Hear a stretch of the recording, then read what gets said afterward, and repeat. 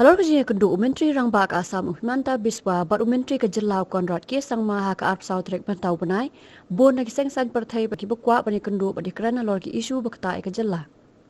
Nakaliang Presiden KCS PDP ubak KP Pangyang habat kran sikilat patai kubor lai tu bana kadau ke jingmam la ban ai lat bani kendu lut i seng bero nakaliang Menteri Rangbak Kejelah ulakular ban pensngau syau Menteri Rangbak Asam halor ki isu border gi bektai ki brio pasa ki jaka kaput hasil entar ki jaka bamarka bat ke Asam batru balada dan kanu-kanu ke kampen roy kam dai pat ban ketai ke sok kasan hakite ki jaka. Baik, tambah tu kasi enam syasyu yang political parties berkait. Chief Minister Jongi, Chief Secretary Jongi, National Secretary lah banlong kata meeting. Rengi leng ba jong Chief Minister ni long ba. Ai ba ka song suk song sai, mo let peace and tranquility be maintained. Habar of the cakap don ke jing sya pembor sya le bor ni ke sya haras mo.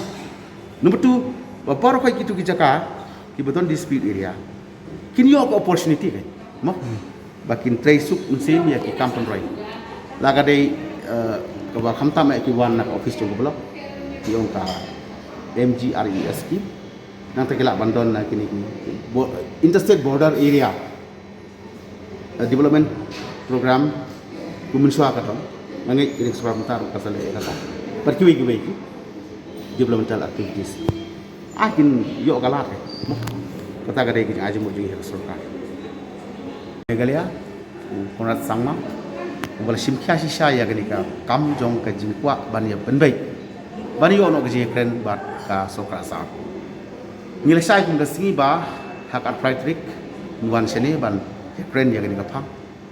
bat nangta ka sadon pat gji kren mo kham hadin ka balong hak ya official level ngala banong tinrei nagleng ka party bat hagani ka ba CM hak santrik ul ada khot yangi ya borok ki political parties, ya borok ki partners kemudian ke MDA. We had discussed a lot at length mo ke ika lot ke bangila ya kaban wan ra ya ke ya ban baik ban kuno ya ke ni ya Jaipur. Dengan sungu ban ong bo Chief Minister ula simbun kila ula simdut opinions na ka we ke party kam tamai kemudian ko ni सरकार ke ika suggestion pi al bat nakaleng jingila Panakaliang junga khamtam tu presiden juga SSP. Kumba iladir ngadai naka area lampi kaba ngadai victim jong kene ka dispute problem. Tengi adon sibun ba ke bangil ajengmut ka bangil yakren mentangi I haka jingsta jong Chief Minister ba un neutralize ya kini ki kam halor ki kot isla hoi ila dan lepa ten re hak juga po.